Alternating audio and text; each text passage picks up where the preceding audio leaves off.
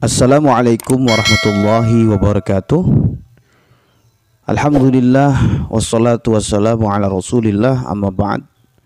Sahabat-sahabat Murojaah Channel yang dimuliakan oleh Allah, kembali kita memurojaah kitab Mabadi'ul Fiqih juz 4, melanjutkan pembahasan yaitu tentang al-wudu'u dan juga mengusap khuf ya.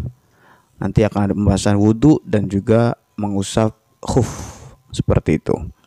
Namun sebelumnya mari kita sama-sama membaca Bismillahirrahmanirrahim. Qala al-musannifu rahimahullahu taala wa nafa'ana bihi wa bi'ulumihi fid dharain amin ya mujibas sairin. Bismillahirrahmanirrahim. Al-wudu'u. Yang pertama akan ada pembahasan tentang wudu, yaitu furudul wudu'i, pembahasan terkait tentang fardu-fardu wudu. Furudul wudu'i, adapun fardu-fardu wudu tersebut sitatun, ada 6. Yang pertama an-niyatu, menyatakan niat di dalam hati. Liqaulihi sallallahu alaihi wasallam, karena ada sabda Nabi Muhammad sallallahu alaihi wasallam, innamal a'malu binniyati, sesungguhnya segala amal tersebut tergantung niatnya. Yang kedua ada ghuslul wajhi, membasuh wajah atau muka ya. Nah, di sini ada catatan bahwa haddul wajhi, batas wajah tersebut, min manabiti sya'ri, dimulai dari tumbuhnya rambut, min manabiti sya'ri ra'si, tumbuhnya rambut kepala, al-mu'tadi, yang biasa, ila muntahadz dzaqani, sampai dengan ujung janggut, tulan, dari segi panjangnya. Liman, bagi seseorang, la lihyata lahu, yang tidak memiliki jenggot. Wa ila muntahal lihyati, dan sampai ujung jenggot, liman lahu lihyatun, bagi seseorang yang memiliki jenggot.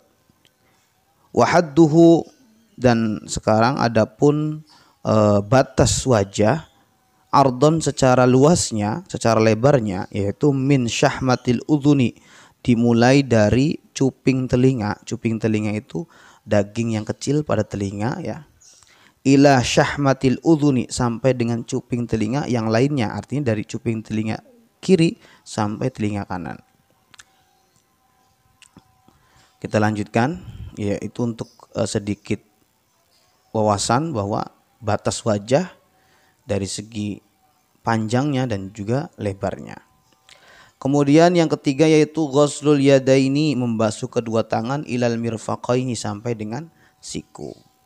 Kita lihat ada catatan di sini bahwa wajibu, dan wajib ghuslu ma tahtal adzafiri, wajib membasuh apa yang ada di bawah kuku, at-tawilati, yang panjang, allati tastarru al-anamila, yang menutupi ujung jari, wa izalatil ausakhil lati tahtaha, dan menghilangkan kotoran yang ada di bawahnya, idza kanat tamna'u wusulal ma'i ilal basyarati, ketika dapat menyebabkan tercegahnya sampainya air kepada kulit.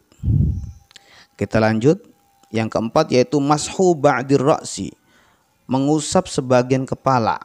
Yang kelima ghuslur rijlaini, membasuh kedua kaki, ma'al ka'baini, beserta kedua mata kaki.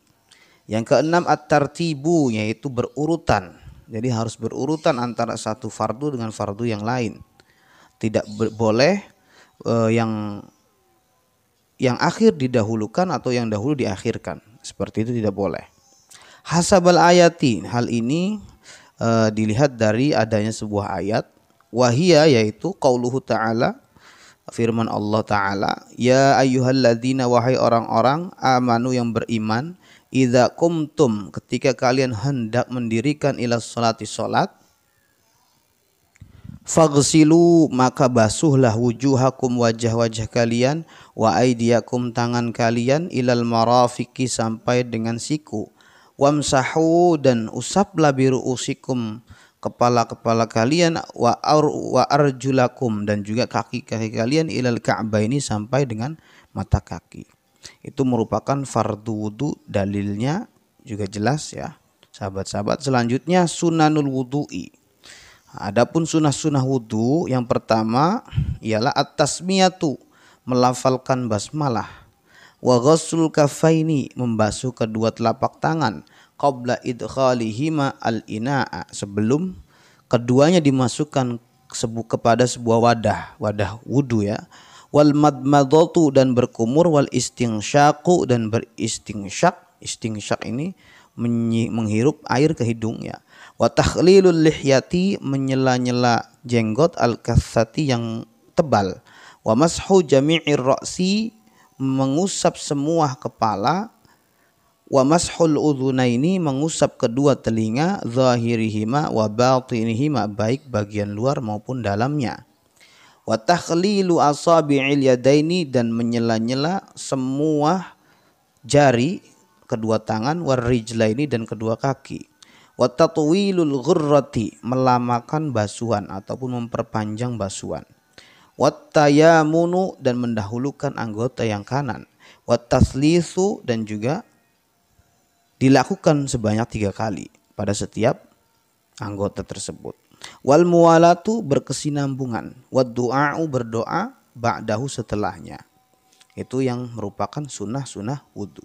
Sekarang nawaqidul wudu'i, perkara yang mampu merusak wudu atau membatalkan wudu. Yang pertama zawalul aqli, hilangnya akal, bin naumin, dengan sebab tidur, ala hayati ghairi mumakkidin maq'adahu, ketika seseorang tidak menetapkan tempat duduknya ya, minal ardi, dari bumi, liqaulihi sallallahu alaihi wasallam, karena ada sabda Nabi Muhammad sallallahu alaihi wasallam yang berbunyi al ainani, adapun kedua mata ialah wika usahi, merupakan tali dubur ya. Fa idza namat al ainani, ketika kedua mata tersebut tidur, in talaqa al wika'u, maka lepaslah tali tersebut. Faman nama falyatawadda, barang siapa yang tidur maka berwudulah. Di sini ada catatan yang dimaksud wika usahi ialah al makna al yaqdhatu hafizatud duburi. Jadi orang yang sedang melek, tidak tidur, ideal dia mampu menjaga duburnya. Li'annal mustayqidha, karena sesungguhnya orang yang bangun itu yahissu bima yakhruju minhu, ialah berasa atau merasa apa yang keluar darinya. Seperti itu. Kemudian yang kedua, kita kembali lagi. Yang kedua ialah zawalul aqli, hilangnya akal. Di sini ada catatan as-sukru wal maradu ka igma'i au jununin min nawaqidil wudu'i bil ijma'i li annaha ablaghu minan naum. Jadi mabuk kemudian sakit seperti sakit epilepsi ya, sakit epilepsi ataupun ayan ataupun gila ialah merupakan hal-hal yang membatalkan wudu dengan ijma', dengan kesepakatan ulama, li annaha ablaghu minal naum, karena semua itu lebih parah daripada tidur. Dilanjutkan bimaradin, dengan sebab tidur, au jununin, ataupun gila, au igma'in, ataupun sakit epilepsi atau ayan. Pada halaman ke-11 ini, yaitu yang ketiga yang membatalkan wudu, khuruju syai'in, keluarnya sesuatu, minas sabilaini, dari dua jalan. Liqaulihi ta'ala, karena ucapan atau firman Allah Ta'ala, au jaa, ataupun datang, ahadun minkum, salah satu dari kalian, minal ghaiti, dari WC atau dari membuang air ya. Wa qaulihi, dan sabda Nabi sallallahu alaihi wasallam, la yaqbalu, Allah tidak menerima, la yaqbalullahu, Allah tidak menerima, salata ahadikum, salat dari salah satu kalian, idza ahdatsa, ketika berhadas, hatta yatawadda, sampai kalian itu berwudu. Kemudian yang keempat, lamsul mar'ati, menyentuh perempuan, al ajnabiyati, yang lain, artinya perempuan yang boleh dinikahi, bila hailin, dengan tanpa penghalang, liqaulihi ta'ala, karena firman Allah Ta'ala, aula mastumun nisaa, atau kalian menyentuh perempuan. Yang kelima yaitu mashul farji, menyentuh farji ya, bibatinil kafi, dengan telapak tangan bagian dalam, liqaulihi sallallahu alaihi wasallam, karena ada sabda Nabi Muhammad sallallahu alaihi wasallam, man massa, barang siapa yang menyentuh zakarahu, kemaluannya, falyatawadda, maka berwudulah. Wa liqaulihi sallallahu alaihi wasallam, dan sabda Nabi sallallahu alaihi wasallam, ayyumam ra'atin, perempuan manapun masat yang menyentuh farjan kemaluannya falyatawadda, maka berwudulah. Itu merupakan pembahasan wudu, sahabat-sahabat. Selanjutnya kita masuk kepada al-mashu 'alal khuffaini, mengusap kedua khuf atau mujah. Mujah ini apa? Bisa kita simulasikan seperti sepatu ya. Jadi ketika kita menggunakan sepatu, boleh kita mengusap anggota wudunya tersebut, mengusapnya di sepatunya saja. Ya, ini dijelaskan di sini ya. Yang pertama al-mashu, adapun mengusap ala zahiri a'lal khufaini, mengusap bagian luar atas khuf, ialah rukhsatun, merupakan keringanan lirrijali, bagi laki-laki, wan nisa'i, dan perempuan, fis safari, di dalam bepergian, wal hadari, ataupun sedang di rumah, li'udhrin, karena adanya udhur, wa li ghairi udhrin, dan karena tidak adanya udhur. Jadi boleh dilakukan ketika bepergian, ketika menetap di rumah, adanya udhur ataupun tidak adanya udhur, seperti itu. Syurutu sihhatil mashi, selanjutnya menjelaskan tentang syarat-syarat sah mengusap. Adapun syarat-syaratnya ialah yang pertama ayyakuna al khufani qawiyaini, mujahnya hendaknya mujah yang kuat, yumkinu tatabu'ul masyi alaihima, yang memungkinkan untuk melakukan terus-menerusnya berjalan. Yang kedua ayyakuna, hendaknya mujah tersebut minal jildi, terbuat dari kulit, awil juhi, ataupun dari bulu, al qawiyyi, yang kuat, au nahwihima, ataupun yang semisalnya, minal ladzi, dari perkara, yamna'u, yang mampu mencegah, wusulal ma'i, sampainya air, ilar rijli, kepada kaki. Yang ketiga ayyabtadi'a, hendaknya dimulai atau memulainya, lubsahuma, memakai keduanya, ala tuhrin, ketika sudah suci, kamilin, yang sempurna. Artinya sudah berwudu dulu ya, sudah suci.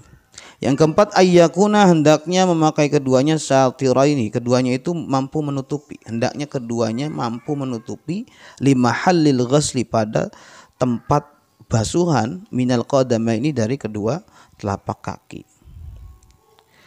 Kemudian dijelaskan muddatul mashi, masa mengusap ya.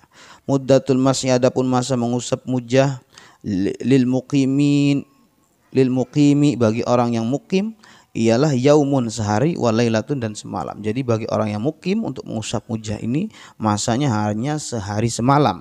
Walil musafir, dan bagi orang yang bepergian, salah satu ayyamin, 3 hari, bilayalihinna, 3 malam, mim ba'di nihayatil hadasi, dari selepas selesainya berhadas, ba'dal lubsi, setelah menggunakan atau memakainya.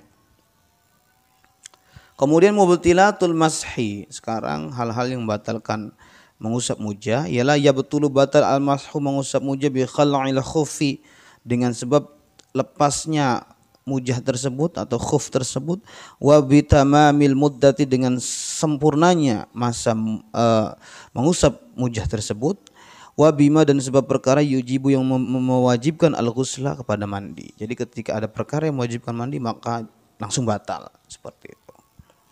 Itu merupakan pembahasan tentang mengusap mujah, sahabat-sahabat.